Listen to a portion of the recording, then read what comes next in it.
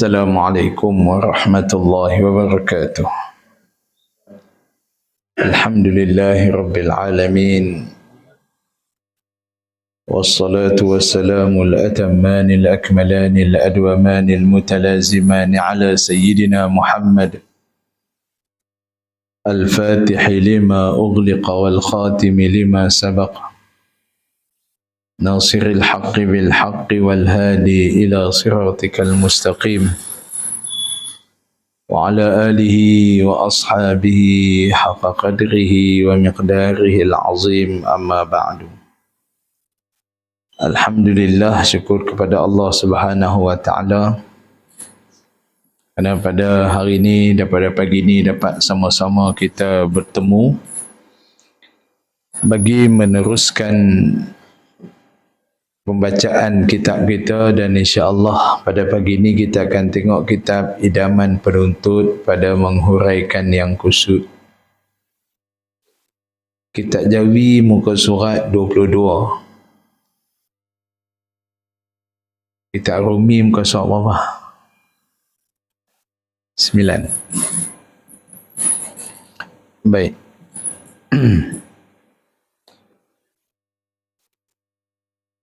Kita masuk kepada perkara-perkara yang menceritakan berkaitan dengan sunat-sunat wuduk yang kita dah baca pada pertemuan yang lalu. Sunat wuduk yang pertama sekali membaca Bismillahirrahmanirrahim dan juga A'udzubillah sebelum daripada Bismillah baca A'udzubillah, kemudian baru Bismillah. Yang kedua, kita basuh dulu tapak tangan dan kemudian kita berkumur-kumur, dan seterusnya kita menyedut air ke dalam hidung. Di antara benda sunat, kita sapu kepala, sapu telinga, dan juga kita masuk kepada hari ini perkara yang dal, alif ba jim, alif ba ta sa jim ha kha dal.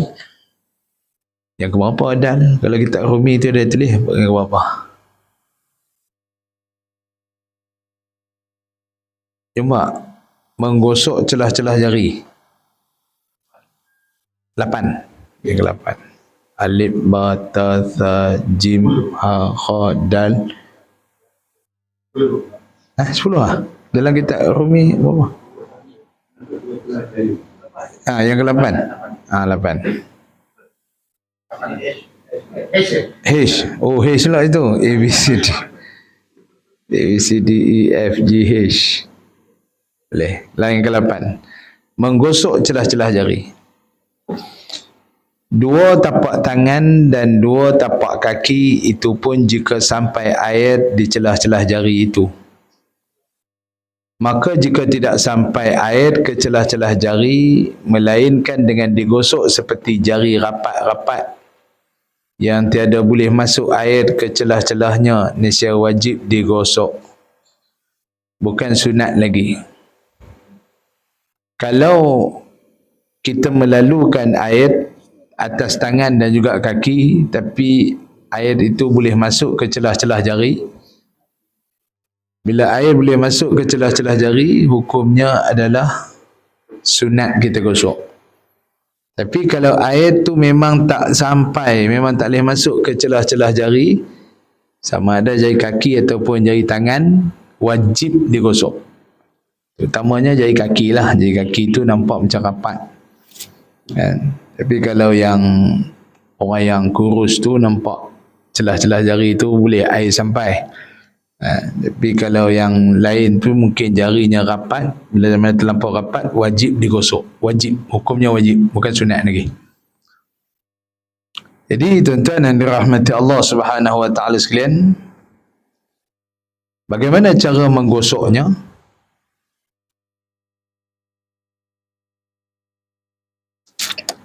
Tangan, maka pada tangan pancakkan jari kanan kepada jari kiri. Pancakkan jari kanan kepada jari kiri Kemudian yang sebelah atas atau sebaliknya, sama ada macam ni caranya ataupun belakang caranya pun boleh. Tak kisah, tak ada masalah. Yang penting jari-jari ini disunat bagi kita untuk kita gosoknya celah-celah. Sini sunat, yang ni sunat. Buat macam ni adalah sunat. Sama ada daripada belakang ataupun daripada depan dan sebagainya, sunat. Pasal COVID sebenarnya dah lama dah, kat setahun lebih lah. So COVID kan kita nak kena sanitize tangan kan. Macam mana kita nak basuh tangan, cuci tangan. Ditunjuk cara yang macam-macam. Maksudnya kuman-kuman yang berada di celah-celah jari inilah yang kena dibasuh. Macam tu juga kalau kita tuan-tuan, kalau kita yakin dengan air mutlak. Air mutlak ni lah air yang boleh menghapuskan kuman. Tak perlu pun kita pakai apa-apa sanitize yang lain sebenarnya. Dan temukan tapak tangan dengan tapak tangan. Bila mana dipacakkan jari kanan kepada jari kiri yang sebelah atas atau sebaliknya, tak kisahlah macam mana keadaan pun. Kalau kita buat macam ni, kita gabungkan jari, agak-agak belah mana atas, kanan ke kiri? Ada orang bila mana dia buat macam tu, yang sebelah kirinya belah atas. Boleh juga, tak ada masalah. Sama je. Kalau saya buat kanan sebelah atas, kanan atas ke kiri atas? Kiri. Tengok pada otak dia berfikir. Kalau orang kata kalau tangan atas tu dia guna otak kanan, kalau kiri atas tu guna otak kiri, macam-macam lah, tak kisahlah mana satu pun. Baik. Kemudian pada saat itu tuan-tuan dan dirahmati Allah Subhanahu Wa Taala sekalian, temukan tapak tangan dengan tapak tangan. Temukan tapak tangan dengan tapak tangan. Ini juga di antara cara untuk kita nak basuh, nak mencelah-celah jari ini. Masa kita basuh tangan. Jadi ketika mana kita basuh tangan, ambil uduk. Sunat kita menyelati. Dan menggosok pada kaki, gunakan kelingking tangan kiri masuk celah-celah kelingking jari kaki kanan dari sebelah bawah. Terus hingga selesai pada kelingking kaki kiri. Kalau kita nak gosok pada kaki, belah kanan, kaki kanan, kita daripada sebelah atas. Kaki kanan, sebelah atas. Kaki kiri, sebelah bawah. Kaki kiri, sebelah bawah. Kaki kanan, sebelah atas. Gunakan jari kelingking untuk nak gosok kaki kanan daripada sebelah atas. Dan nak gosok kaki kiri, gunakan tangan kanan tapi sebelah bawah. Dia kata, dan menggosok pada kaki, gunakan kelingking tangan kiri, masukkan celah kelingking jari kiri kanan di sebelah bawah, terus hingga selesai pada kelingking jari kiri. Sampai habis jari kiri, sampai habis kaki kiri, digunakan, ada katakan sebelah bawah, ada kata sebelah atas. Sebelah atas, gunakan sebelah atas, kemudian belah kiri gunakan sebelah bawah. Baik, caranya berbeza-beza. Yang penting matlamatnya sampai. Matlamatnya untuk nak menggosok jari kaki kiri, kaki kiri dan kanan, jari kaki. Bukan nak gosok, nak bagi celah, nak bagi mencelah. Sebab jari kelingking lah yang paling senang untuk nak masuk ke kawasan celah. Tapi kalau tak buat, basuh macam tu saja pun tak ada masalah. Tapi kalau diyakini kena air, boleh, tak ada masalah. Tapi kalau tak diyakini, wajib, hukumnya wajib. Baik, yang seterusnya, memulakan basuh tangan kanan dan kaki kanan dahulu, kemudian baru yang kiri. Apa saja bahagian yang ada dua, sama ada tangan dan juga telinga. Telinga sunat buat serentak. Yang ada dua, tangan dan kaki. Anggota yang wajib dibasuh, tangan kanan dan juga kaki kiri. Muka ada dua tak? Muka dianggap satu ke dua? Muka satu. Kalau dua dalam dua muka, yang tu lain. Yang tu lain. Yang muka ada satu, tangan ada dua, kepala ada satu, kaki ada dua, telinga ada dua. Telinga ada dua, tengkok satu, apa lagi yang dua yang kita basuh.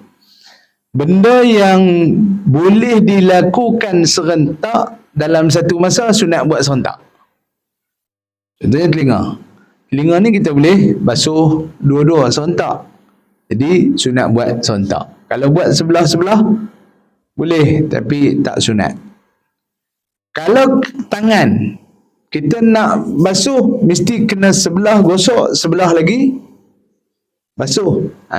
Sebelah ni kita gosok dengan sebelah kanan. Jadi kalau benda yang tak boleh buat serentak, kena mulakan di sebelah kanan dulu. Mulakan sebelah kanan dulu, lepas tu baru buat sebelah kiri. Kalau muka ni kita nak mula sebelah mana, sebelah kanan ke sebelah kiri, belah atas, belah bawah, boleh mulakan sebelah kanan dulu, ataupun boleh mulakan daripada atas ke bawah, macam mana keadaan sekalipun, tak ada masalah.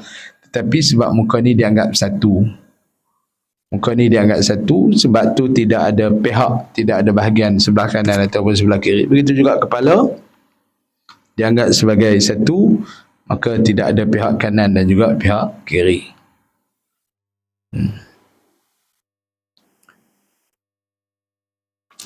Memulakan basuh tangan kanan dan kaki kanan dahulu, kemudian baru yang kiri. Bila mana dah basuh kanan, lepas tu baru buat yang kiri. Makruh dilakukan sebaliknya, iaitu memulakan dengan tangan atau kaki kiri. Makruh dimulakan dengan bahagian pihak kiri. Sama ada kaki kanan ataupun kaki kiri ataupun tangan kiri. Demikian juga makruh dibasuh serentak meskipun ia lebih senang pada seorang, kerana memandang kepada soal pokok, iaitu asalnya membasuh tangan dan kaki dengan serentak lebih susah daripada membasuh satu demi satu. Kalau nak ikut asalnya, basuh tangan serentak ni payah. Sebab apa? Sebab apa? Satu lagi kena gosok.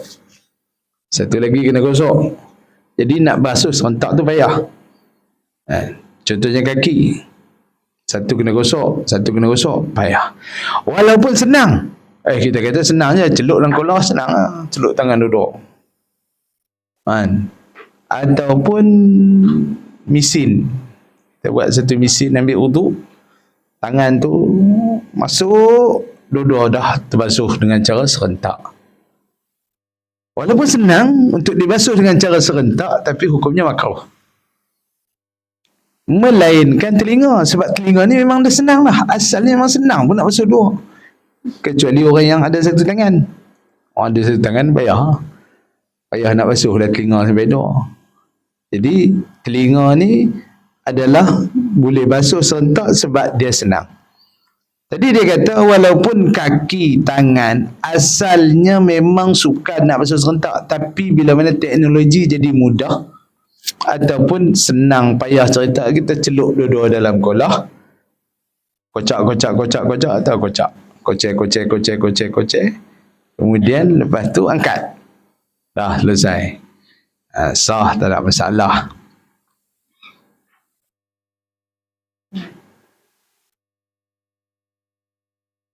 Tapi hukumnya makruh.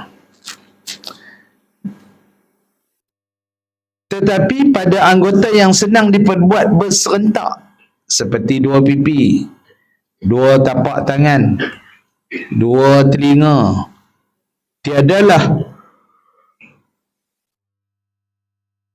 tiadalah dituntut mendahulukan yang sebelah kanan atas yang sebelah kiri. Malahan sunat dilakukan berserentak tu. Kalau benda tu berserentak, boleh senang basuh. Dua telinga, dua tapak tangan. Begitu juga pipi kanan, pipi kiri. Boleh senang nak basuh serentak, maka boleh dilakukan serentak itu lebih mudah, maka serentak itu adalah sunnah, dan yang mengasing-asingkan itu adalah makruh. Basuh telinga, kita nak basuh telinga kalau kita pegang paip sebelah, kemudian kita akan basuh sebelah-sebelah.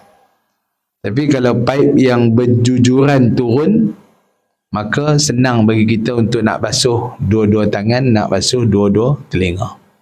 Tapi sebab kita masalah kita pegang paip, kalau basuh tangan senang, basuh kaki senang sebelah-sebelah. Tapi nak basuh telinga macam mana? Nak pegang paip, nak basuh telinga sebelah-sebelah ni. Jadi dengan sebab tu tuan-tuan dan dirahmati Allah, pada keadaan itu sukar untuk basuh telinga dua-dua belah serentak. Okey.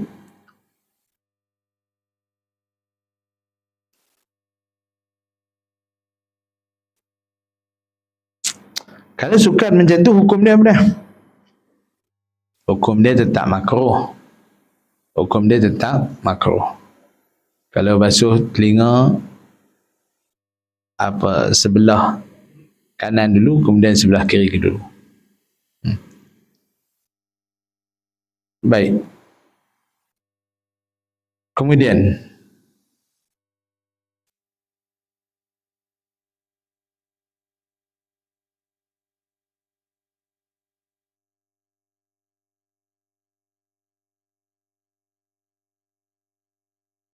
yang seterusnya, diulang-ulang 3 kali basuh atau sapu tiap-tiap anggota wuduk yang dibasuh itu, yang dibasuh atau yang disapu lepas basuh atau sapu yang wajib tambah 2 kali lagi, jadi 3 kali.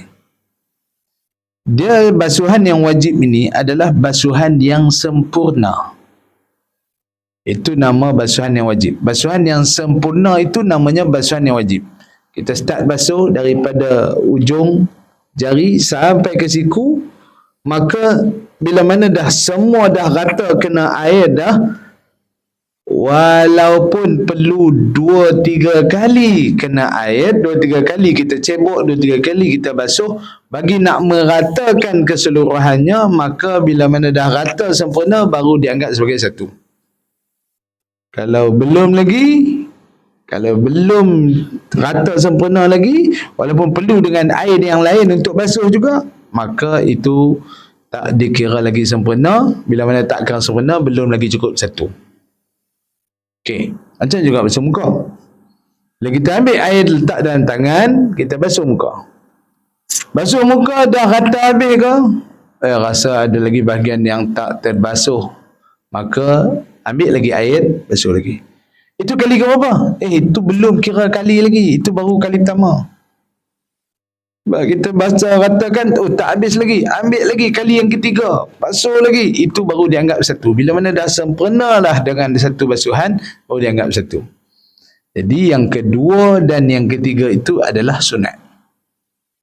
Yang kedua dan yang ketiga tu maksudnya apa dah? Untuk nak mencukupkan basuhan bagi cukup semua satu muka, perlu dengan 3 kali basuhan.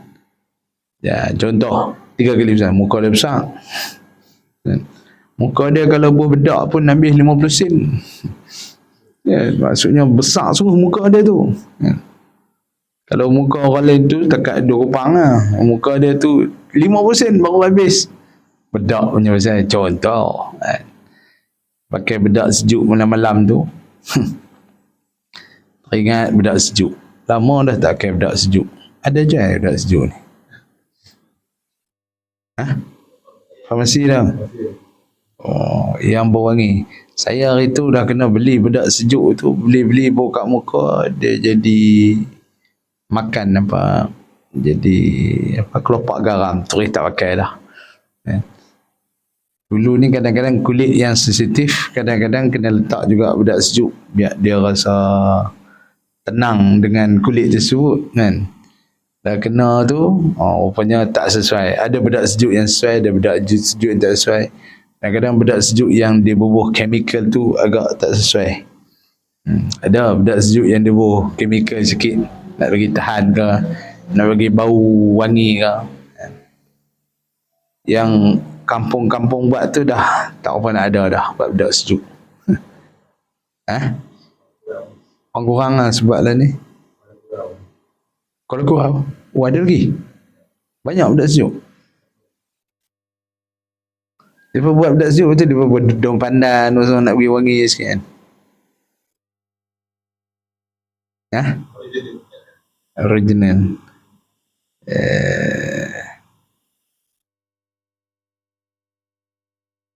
Budak sejuk buah tangan 2-3 biji, lepas tu buah yak sikit, tempel kat muka. Allahumma salli ala sayyidina Muhammad ya karim ya arhamar rahimin. Lepas basuh atau sapu yang wajib, tambah 2 kali lagi jadi 3 kali. Dan memadai berulang-ulang air itu pada air lalu atau mengalir dengan 3 kali lalu. Kalau kita ni ambil air, kita lalu sahaja di atas muka ni, bila mana dah habis satu lalu, basah semua muka kita, maka yang lalu yang seterusnya itu dianggap yang kedua dan yang ketiga. Boleh. Memadai maksudnya boleh diguna pakai juga. Air yang mengalir daripada atas ni sampai bawah ni, bila mana sampai dah habis di sini, dianggap sebagai satu. Maka dia berterusan berlalu itu, maka itu juga boleh dianggap sebagai 3 kali basuhan. Boleh dianggap 3 kali basuhan kalau dia dah sentiasa mengalir.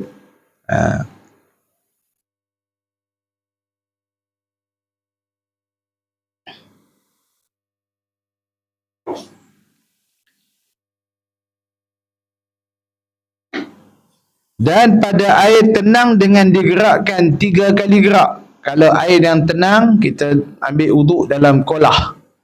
Kita celup tangan dalam kolah.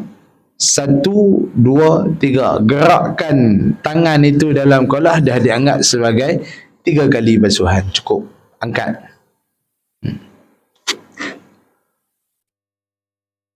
Tuan-tuan ambil wuduk dalam kolah. Tuan-tuan pernah basuh kaki dalam kolah? Tak nak. Kami dulu, masa duk mengaji dulu, dia mengaji pondok ni, dia ada kolah. Memang kolah tu lah tempat ambil wuduk. Yang mana Tok Guru main nak ambil wuduk, tengok-tengok ayak tak ada. Bukan ayak tak ada, cebok tak ada. Cebok ni raja hilang. Kita duk tengok macam mana dia nak basuh kaki lagi. Kita ni angkat apa kaki tak tepi kolah tu, kita ambil ayak basuh lah. Tok Guru tu dia ambil dia celup dalam kolah tu. Sejak daripada tu aku tiru sunnah dia. Kalau ambil wuduk basuh kaki, aku celup dalam kolah tu. Kalau tak ada orang, kalau ada orang, sebab kita tengok dia, perhati dia buat, dia, macam mana dia nak basuh sekali kaki, sebab cebok tak ada nak basuh. Macam mana? Jadi ubat. jadi ubat tu. Celup kaki dalam kolah. Jadi kita pun duk tengok dia buat cara macam tu, kita pun buat cara macam tu. Kalau tak ada orang, kalau ada orang, aku tak buat. Jadi nak cerita kata, sebab Tok Guru dia mengajak fiqah, dia mengajak kami tak boleh sah, tak surah mengajak tu. Dia pun celup kaki, kita pun celup kaki. Dia ingat celup tangannya kita dah buat, kita celup tangan tu kira hebat lah tu. Rupanya celup kaki lagi hebat. Allahumma salli ala sayyidina Muhammad. Sini kolah tak apa nak ada dah ni. Sebab tak ada orang nak maintenance cuci kolah. Tak ada orang nak maintenance cuci kolah. Dan ni sebab tu kadang-kadang masjid ramai, banyaklah masjid-masjid yang tak pakai kolah. Nak maintenance tu tak ada. Tok Siak tak rajin buat kerja. Baik. Dia kalau di negeri Arab yang bermazhab Hanafi, mazhab Hanafi, mazhab Hanbali, dia tak boleh pakai kolah. Dia kena pakai pipe. bagi mereka tu tak boleh pakai kolah, kena pakai pipe. Maksudnya kena air tu mengalir keluar. Kalau tuan-tuan pergi ke Thailand, lagi dahsyat. Kalau pergi ke Thailand, dalam tandas mereka tu, bilik air tandas tu, tempat kita buang najis, tepi tu ada kolah. Asal nak? Dia kolah kecil ya, dia buat. Tu nak cebok air. Yang tu sebenarnya satu benda yang was-was juga. Apabila kita buang air, takut mercik masuk dalam kolah kecil ya, dia buat. Tu macam kalau kita di sini kita pakai timba kan. Dan sana dia buat bentuk kolah saja. Kongsi dua tandas. Kadang-kadang kalau tuan-tuan rajin pergi jalan, tuan-tuan pergi tengok. Dan kita tak buat macam tu, kita sediakan timba dan juga cebok. Ataupun kita pakai pilih pipe. Pilih pipe lagi selamat. Kalau tuan-tuan pergi ke negara Arab, tuan-tuan tak akan jumpa kolah. Payah nak jumpa kolah.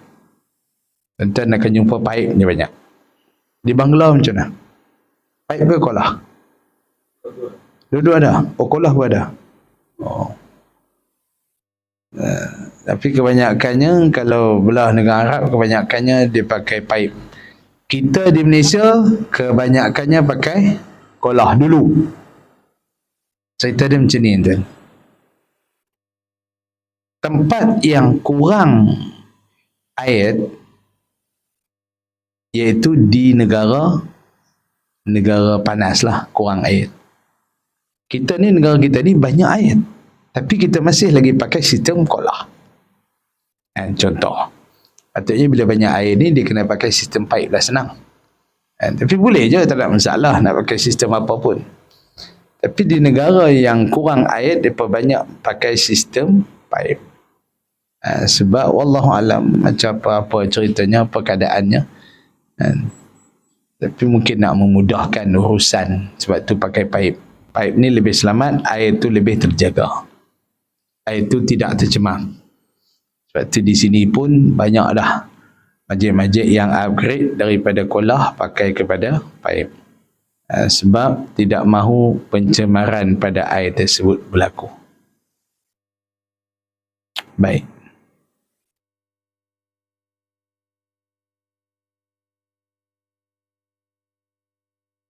Makruh diperbuat lebih daripada 3 kali atau kurang daripadanya.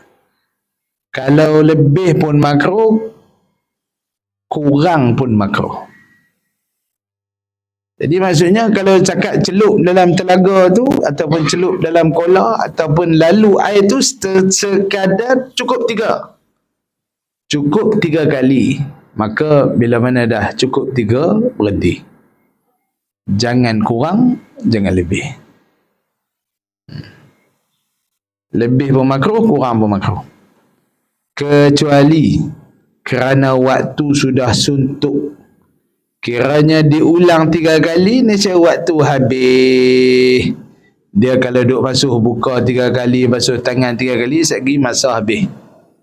Waktu akan jadi habis. Jadi, ketika itu tidaklah dituntut diulang 3 kali. Waktu tu tak dituntut untuk diulang 3 kali. Kalau boleh, sekali pun cukup. Sekali pun cukup. Baik. Tuan-tuan yang dirahmati Allah Subhanahu wa taala sekalian. Yang seterusnya berturut-turut, iaitu mualat. Mualat istilah bahasa Arab. Bahasa Melayu dikatakan berturut-turut. Berturut-turut ni maksudnya selepas pada satu, lepas satu. Itu maksud berturut-turut. Dalam kita melaksanakan ibadat, ada benda yang dituntut berturut-turut, ada benda yang dituntut tidak berturut-turut. Apa maksud mualat? Mualat itu habis satu buat satu. Walaupun ada gap, walaupun ada pemisah di antara 2 masa. Contohnya, dia ada beza mualat dengan tertib mah, tuan-tuan. Mualat maksud lain, tertib maksud lain. Tertib maksudnya ikut susunan. Start daripada basuh muka, basuh tangan, basuh kaki, basuh sapu kepala, basuh kaki. Itu tertib. Satu. Tapi sunat mualat ni maksudnya lepas pada basuh muka tu, basuh tangan. Lepas basuh tangan tu, tanpa tunggu lama, sapu kepala. Tanpa tunggu lama, basuh kaki. Okey. Kalaulah kita ambil uduk di rumah, ambil uduk, basuh muka, basuh tangan. Sapu kepala, tiba-tiba air habis. Sapu kepala, air habis. Maka kita pergi ke masjid, pergi ke surau untuk nak basuh kaki. Yang tu tak dinamakan mualat. Mualat tu maksudnya tidak ada pemisah yang panjang di antara dua perkara tersebut. Sapu kepala dengan basuh kaki sepatutnya lepas bila sapu kepala terus kena sapu kaki. Kalau kita ada pemisah yang panjang pada masa tu, itu makruh. Maksudnya tak sunat lah kalau kita buat macam tu. Eloknya basuh kaki dulu. Contoh, kita nak bagi tahu kat orang, ambil uduk ni bukan payah pun, basuh kaki je. Contoh, kita ni masuk dalam bilik air, kita basuh semua, basuh muka, basuh tangan dan juga sapu kepala, kita biar kering semua sekali, kita pergi sembahyang basuh kaki je. Tak ambil uduk lah. Dia kata, aku senang lah udukku, basuh kaki, sudah. Kan? Sebab tadi dia dah basuh kepala, dia dah sapu kepala, dia dah basuh muka, basuh tangan, tapi cuma kali ni dia pergi hanya basuh kaki saja. Basuh kaki saja. Boleh, tak ada masalah. Tapi dia tidak ada ambil pahala. Sunat mualat tu tak ada. Sunat berterusan tu tak ada. Okey. Ada benda yang dibuat dalam agama, kalau tidak ada mualat, benda itu boleh membatalkan perkara tersebut. Contohnya, ijab qabul. Ijab qabul, pernikahan, dia kena ada mualat. Wajib mualat. Kalau tak mualat, sekali tak sah. Contohnya, aku nikahkan dikau dengan sekian, dengan mas kahwinnya sekian. Yang nak terima tu dia duduk sembang lain lagi. Duduk tanya lagi, perempuan tadi nama apa tau? Duduk tanya, duduk sembang bab lain lagi, tak sah, tak boleh. Itu dia kata aku terima, tak boleh. Dia kena ulang balik. Ijab tadi dan juga qabul tadi. Qabul dan juga ijab. Jadi kalau jual beli macam tu juga. Aku beli aku jual. Jadi dia kena ada mualat di situ. Kalaulah dia jual dekat kawan tu, kemudian dah habis semua siap, kawan tu kata aku jual, dia tak jawab beli lagi. Tunggu esok baru dia hantar WhatsApp, okey aku beli. Jadi itu mualat. Itu sebenarnya tuan-tuan yang dirahmati Allah, tak sah ke jual beli tu? Sah. Sebenarnya jual beli tu sah, tak ada masalah. Tapi mualat itu dah tidak ada. Mualat itu tidak ada. Hukumnya makruh. Tapi dalam bab ijab qabul, dalam bab pernikahan, dia kena wajib mualat. Dia tak boleh bertangguh-tangguh. Begitu juga dalam bab solat Jumaat. Dalam bab solat Jumaat kena ada mualat. Habis daripada khutbah yang kedua, terus kena semayang. Tak boleh dah kita buat solat hajat dulu, lepas tu baru kita buat solat zuhur. Tak boleh. Solat Jumaat tak boleh. Habis khutbah kena terus kepada semayang. Ada isu. Apabila imam tu habis khutbah apa semua, barakallahu li wa lakum bil Qur'anil azim wa nafa'ani wa iyyakum bima fihi minal ayati wa zikril hakim tu, dia turun pada khutbah tu, dia pun qomat lah. Tak? Qomat nak semayang. Bila mana qomat, dia duduk kata betulkan saf, rapatkan saf, penuhkan saf. Kemudian dia suruh tutup handphone, jangan main. Semua pesan banyak pesan semua sekali. Lepas tu dia kata takbir, Allahu Akbar. Jadi orang kata, Ustaz, Dia duk pesan-pesan tu, dia pesan apa lagi tu, boleh ke sah ke semayang mualat tadi tu, sah ke mualat tadi tu, dia kata. Dia perhati sampai macam tu sekali.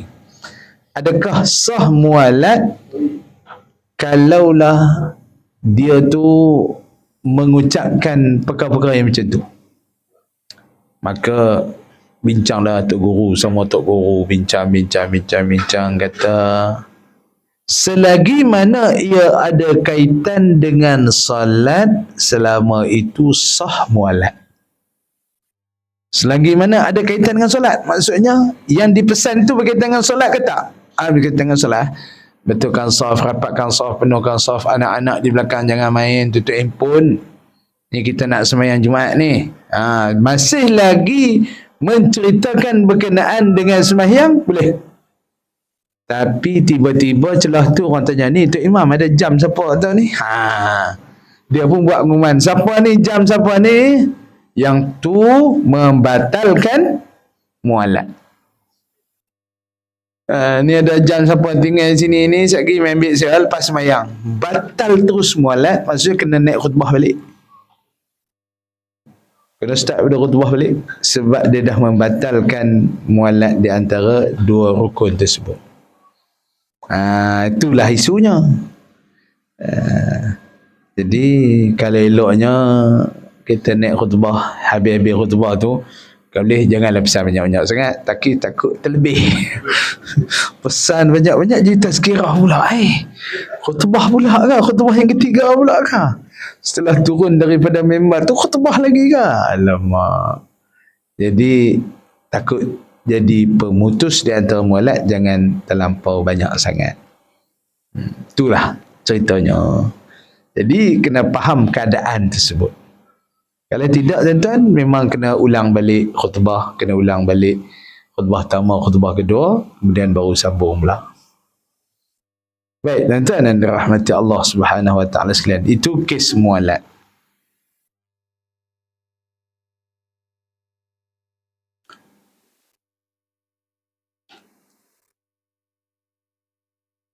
Mualat itu iaitu setelah selesai membuat satu perkara, terus buat perkara yang berikutnya dengan tiada berselang masa yang lama. Umpama setelah selesai membasuh muka, tidak lama sekira-kira belum air kering, basuh muka itu terus membasuh tangan.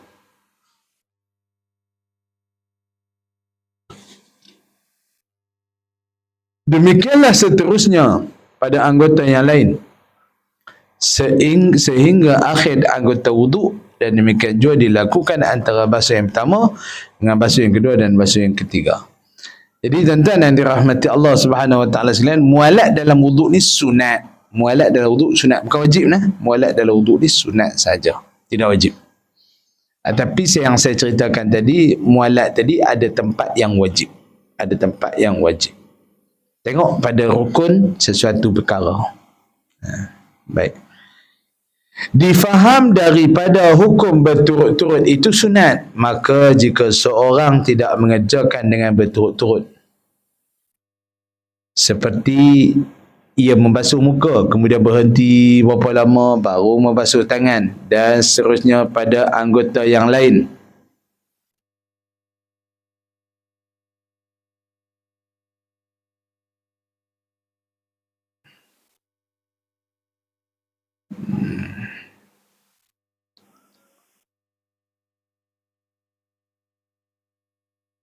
dengan niat sambung, ni pun tak ada mualat ke? Ada mualat tu, berhenti lama, betul nak sambung pula tu.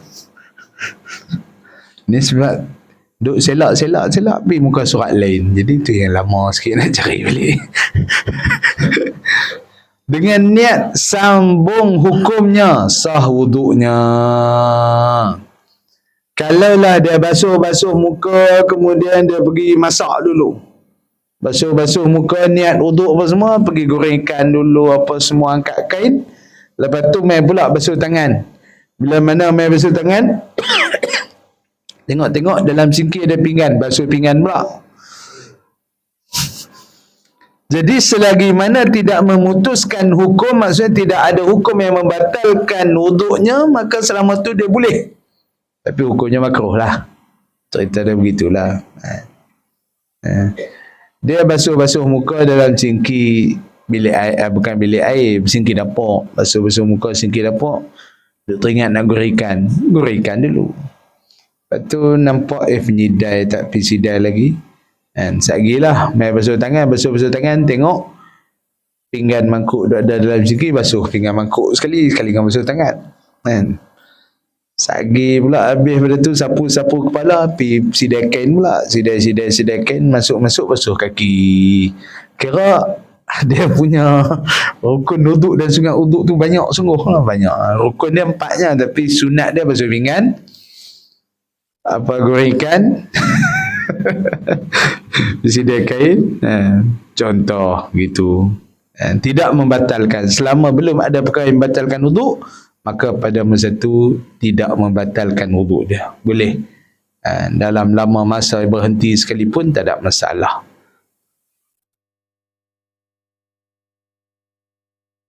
Hukum berturut-turut itu sunat.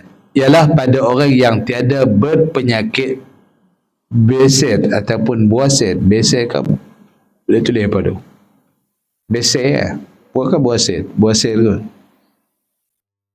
Atau perempuan yang sentiasa keluar darah penyakit lain daripada haid yang disebut sebagai sahibul darurah. Adapun sahibul darurah wajib atasnya melakukan dengan berturut-turut kerana mengurangkan banyaknya hadas yang keluar. Orang yang ada penyakit sama ada daimul hadas. Daimul hadas ni orang yang kencing tak lawas. Orang yang ada penyakit buasit. Orang perempuan yang ada penyakit keluar darah tak henti-henti. Pada masa tu tuan-tuan dan dirahmati Allah Subhanahu wa taala sekalian, dia ni tak boleh, dia wajib mualat, dia tak boleh ambil masa yang lama di antara satu wuduk dengan satu basuhan dengan satu basuhan. Tak boleh. Kalau macam kita yang tak ada apa ni, kita sunat saja, tak wajib. Kita sunat ni maksudnya kita boleh mualat dan juga kita boleh tak mualat. Tapi kalau orang yang ada problem, dia wajib mualat. Wajib mualat ni wajib basuh berturut-turut. Dia tak boleh orang kata apa, tak boleh tinggal lama di antara satu basuhan dengan satu basuhan. Bila mana dah selesai dah basuh kaki, dia terus kena buat ibadat. Yang tu orang yang ada darurat, dia kena terus buat ibadat. Contohnya macam orang yang kencing tak lawas. Habis kencing dah, dia ambil wuduk semua siap, kena terus sembahyang. Dia tak boleh duduk tunggu lagi. Kalau dia tunggu lagi, sekali dia berasa lagi nak keluar tu. Nak keluar dekat kepala dia tu rasa. Kalau boleh nak kena ikat kepala tu. Ikat kepala lagi bahaya. Sekali dia lebam lagi, dia jadi kepala penuh darah lagi, habis. Darah tak jalan, tak guna, kena potong buang. Rugi tuan-tuan. Baik.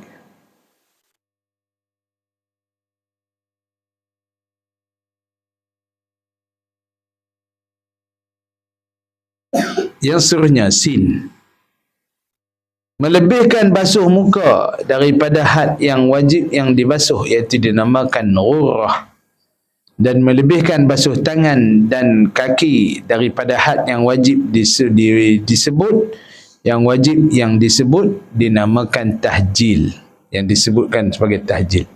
Dalam satu hadis Nabi SAW, ya'ti yaumal qiyamati ghurran muhajjalina min atharil wudu'i. Nabi sebut satu istilah yang mana orang-orang yang bersemayang ni, orang-orang yang berwuduk ni akan bangkit di hari kiamat dalam keadaan ghurran muhajjalin. Ghurran ni adalah mukanya bersinar-sinar. Muka dia kalau kita nak bersinar tuan-tuan, dia yang melebih tu yang basuh di bahagian lebih pada kawasan muka.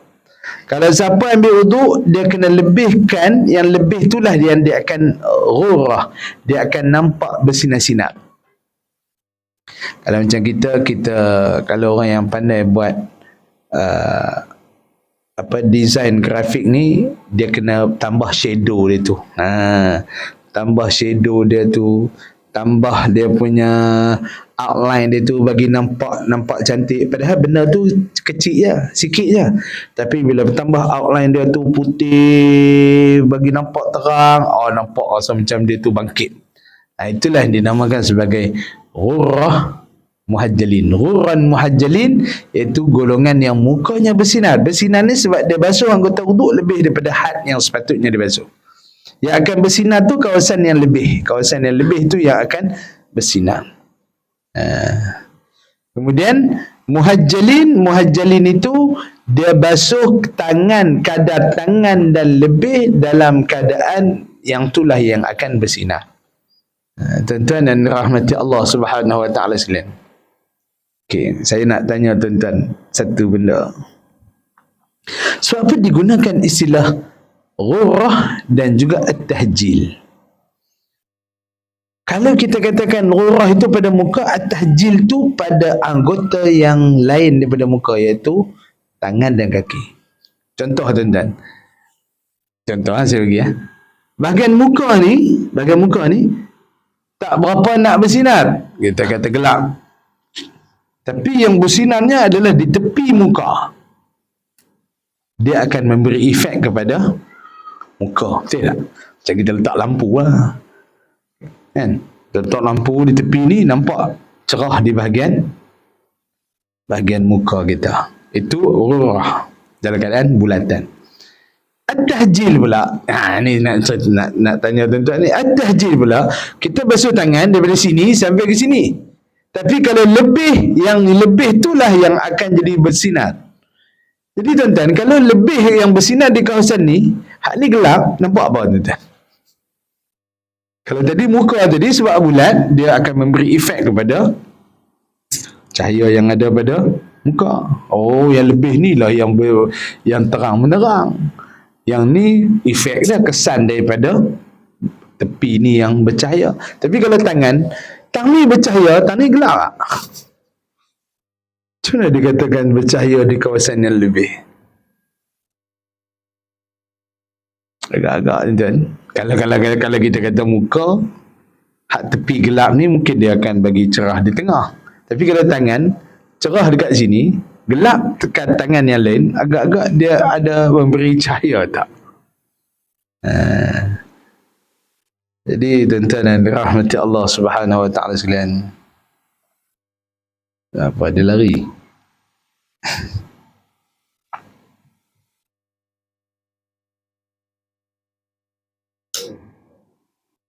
Allahumma salli ala sayyidina Muhammad.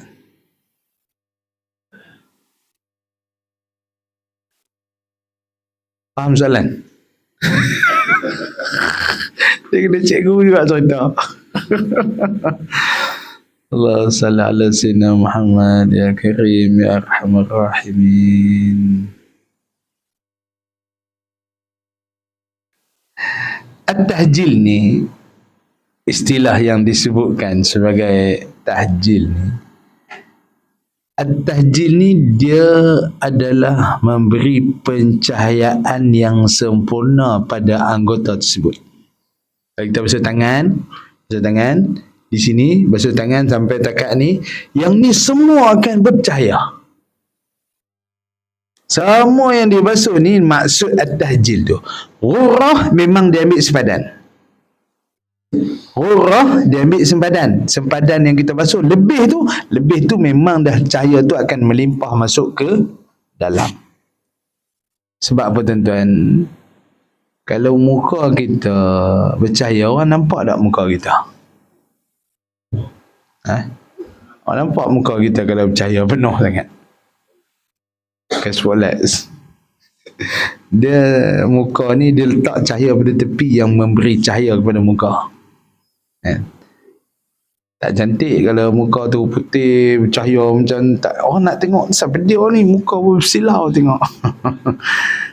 Jadi tuan-tuan yang dirahmatillah, ghurrah ni adalah kesan daripada tepi tepi cahaya yang memberi cahaya kepada muka.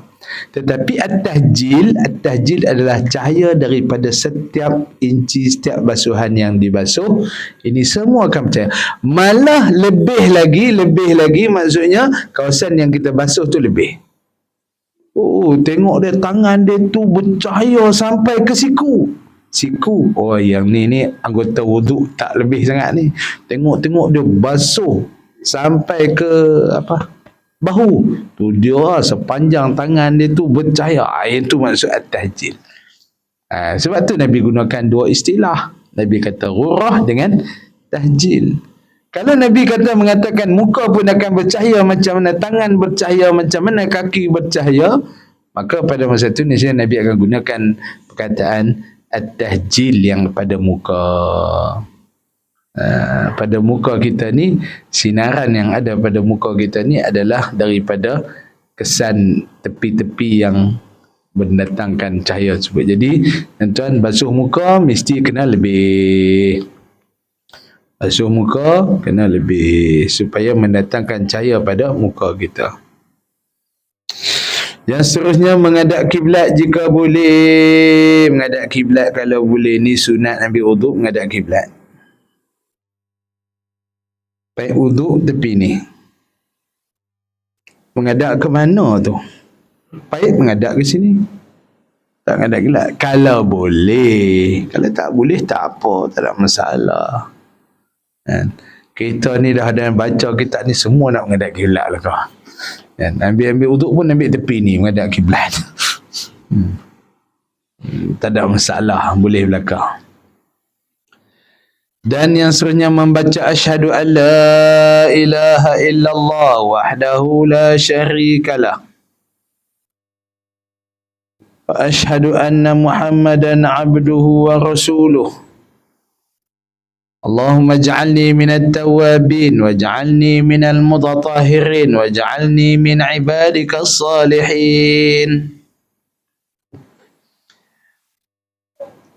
Baik, tuan-tuan mengaji lama dah, mengapai banyak dah, mengapai dah doa ambil wuduk ni. Saya nak tanya, sebab apa kita kena minta Allahumma ij'alni minat tawabin? Ya Allah, jadikan kami daripada golongan yang bertaubat. Sebab apa? Di sini tuan-tuan yang dirahmati Allah Subhanahu wa taala sekalian, orang yang nak melakukan mana-mana ibadat baginya didahulukan dengan taubat.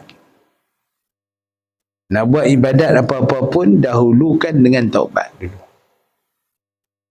Dengan taubat inilah yang nak bagi ibadat tu sempurna. Kalau tidak tuan-tuan, kita buat ibadat dengan bawa mai masuk sekali dosa. Jadi ibadat tak berapa nak sempurna. Itu cerita dia. Jadi bila mana kita ambil wuduk pun kita minta jadikan kita ni daripada golongan yang tawabin, golongan yang bertaubat atas segala dosa. Sebagai simboliknya, kita bila mana kita basuh muka, gugurlah setiap dosa yang dilakukan dalam anggota muka. Mata, hidung, mulut, lidah semua akan gugur daripada muka. Sapu telinga, akan gugurlah dosa yang datang daripada telinga. Basuh tangan, akan gugurlah dosa yang datang daripada tangan. Kita sapu kepala, akan gugurlah daripada segala pemikiran-pemikiran yang kita fikir.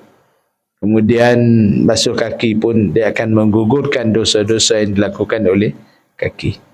Jadi itulah yang kita minta, ya Allah, kau gugurkanlah dosaku daripada segala anggota yang dibasuh tadi, at-tawabin. Waj'alni minal mutatahhirin, jadikanlah kami ni daripada golongan yang menyucikan diri kami. Sebab kita basuh anggota wuduk, kita menyucikan tubuh badan kita, zahir dan juga batin. Waj'alni min ibadikas salihin, jadikanlah aku daripada hamba-Mu yang soleh. Hamba-Mu yang soleh-soleh, jadikanlah aku daripada hamba-hamba-Mu yang soleh. Maka As-salihin ini tuan-tuan adalah golongan kumpulan hamba Allah Subhanahu Wa Taala yang paling ramai. Hamba Allah Ta'ala yang paling ramai yang dianggap sebagai salihin, yang ni mereka ni termasuk sekali di dalamnya adalah para awliya, para syuhada, para as-salihin, iaitu orang yang melakukan ibadat. Salih, dia mungkin tak ada ilmu, dia mungkin tak mampu nak berjihad di Palestin, tak mampu nak berjihad, tetapi dia ni adalah orang yang sentiasa melakukan ibadat. Itulah namakan salih. Ataupun orang yang buat kerja memberi orang faham dengan agama, itu juga dinamakan sebagai salih. Contohnya kita duk berdakwah, kita pergi sana bagi tahu macam ni, tapi kita tak ada ilmu pun, kita nak bagi orang faham tentang agama, itu juga dinamakan sebagai yang salihin. Jadi salih ini adalah golongan yang kebanyakan orang. Ramai orang. Dan kita tak alim, tapi kita ni boleh bagi tahu dekat orang supaya jadi baik dengan sebab macam tu. Jadi itulah yang dianggap sebagai golongan as-salihin. Baik. Dan yang terakhirnya, menutup aurat jika berwuduk itu dalam bilik air. Tidak ada nas menyatakan haram berwuduk dengan telanjang. Dari itu menyalahi yang utama jika dilakukan dengan tiada bersebab. Menyalahi yang utama tu khilaf aula, yang afdalnya, yang utamanya kita menutup aurat. Tapi kita nak berwuduk dalam keadaan bertelanjang, boleh, tak ada masalah. Benda tu okey. Tetapi afdalnya kalau dilakukan dalam keadaan menutup aurat. Tapi kalau dalam bilik air lah, kalau di luar ni ambil di sini, wajib kena tutup aurat. Ambil wuduk di tengah orang ramai, wajib tutup aurat. Kalau ambil wuduk dalam bilik air, afdalnya tutup aurat. Afdalnya tutup aurat. Aurat tu takat mana? Aurat lelaki dengan perempuan ke, ataupun aurat individu ke? Aurat individu. Aurat kita dengan diri kita pun ada auratnya. Takat mana aurat kita dengan diri kita? Aurat kita dengan diri kita adalah qubul dan dubur. Itulah aurat diri kita. Baik, tuan-tuan yang dirahmati Allah Subhanahu Wa Taala sekalian. Aurat dengan orang lain, kalau aurat lelaki sama lelaki di antara pusat dan lutut, perempuan sama perempuan tengok keadaan. Perempuan sama perempuan ni dia tengok keadaan. Kalau dia tu yang boleh dipercayai, di antara pusat dan lutut. Kalau perempuan tu tak boleh dipercayai, keseluruhan tubuh badan dia juga. Dia jadi aurat dia macam lelaki yang ajnabi. Sebab tuan yang tak boleh dipercayai dengan dia percayai itu macam mana? Antaranya contohnya orang kafir. Aurat wanita muslimah dengan orang kafir, dengan wanita yang kafir, maka seluruhan tubuh badan dia. Kalau duduk bilik hostel sekali, kena tutup aurat supaya apa? Takut-takut nanti dia tangkap gambar wanita yang muslimah pergi hantar dekat lelaki yang ajnabi. Sebab dia pun tak ada hukum tu. Kalau kita orang perempuan muslimah sama muslimah, kita faham dah. Anak selfie lah, tangkap gambar kita tak pakai tudung, nanti dia tak akan serahkan kepada orang yang ajnabi, sebab itu aurat. Tetapi kalau yang bukan muslimah, dia bukan tahu. Dia bukan tahu bahawasanya aurat orang perempuan ni kena tutup dekat mana-mana lelaki yang ajnabi. Dia tangkap gambar, dia pergi hantar kat adik dia, abang dia, yang ada dekat tempat lain yang bukan Muslim. Jadi tak boleh, tak sah, tak boleh. Sebab itulah aurat orang perempuan dengan perempuan, keseluruhan tubuh badannya kalau tidak dipercayai. Kalau dipercayai tak ada masalah. Baik. Allah Subhanahu Wa Ta'ala alam. Itu dah habis berkaitan dengan sunat-sunat wudu. InsyaAllah kita akan tengok pula berkaitan dengan pembatal wudu.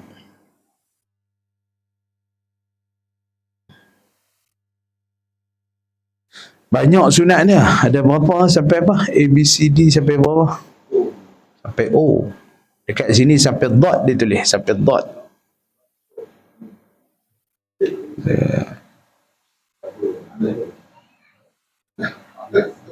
14 sunat wudu. Kalau ikut sunat dia sampai 14, rukunnya hanya 6 sahaja. Sikit saja rukun. Tapi dia punya sunat dia cukup banyak. Baik. Kalaulah kita ambil wudu, kemudian kita makan, batal tak? Makan durian tu. Lepas tu belahak. Oh.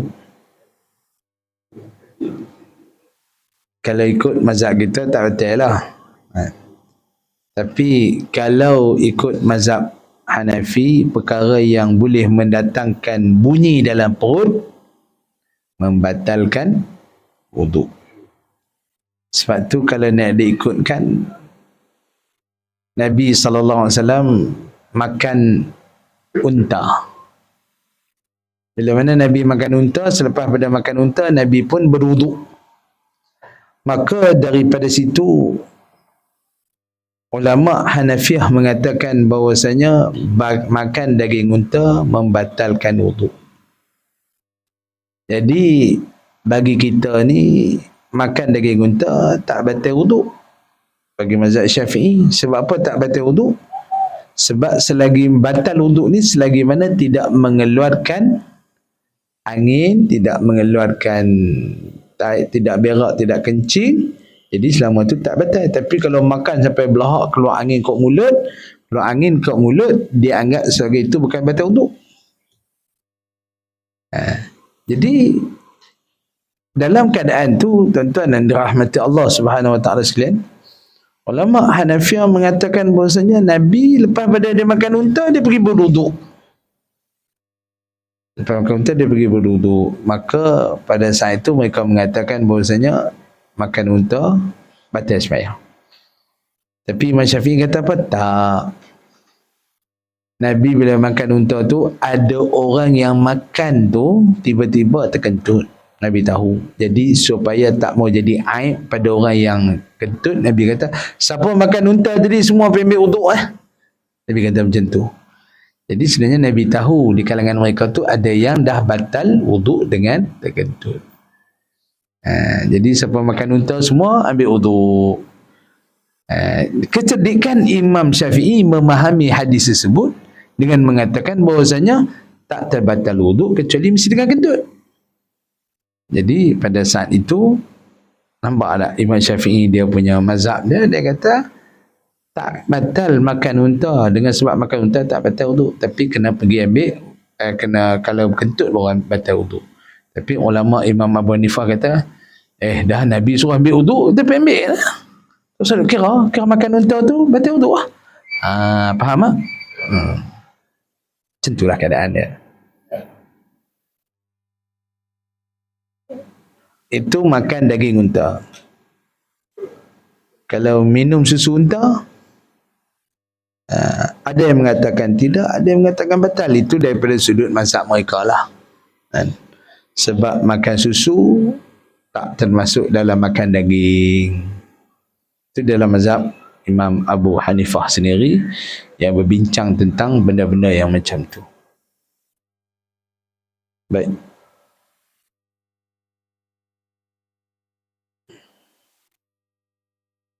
Wallahualam, ada apa nak tanya lagi?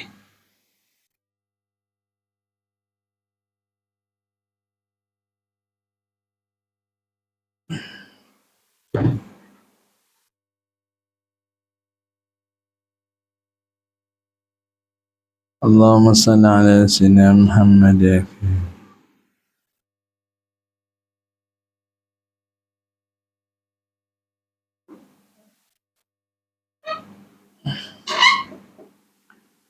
A'udzubillahi minasyaitonirrajim. Bismillahirrahmanirrahim. Allahumma faqihna fid din wa 'allimna at-ta'wil wa hdina siratal mustaqim. صراط الذين أنعمت عليهم من النبيين والصديقين والشهداء والصالحين وحسن أولئك رفيقا يا أرحم الراحمين واجعل لي لسان صدق في الآخرين وصلى الله على سيدنا محمد والحمد لله رب العالمين.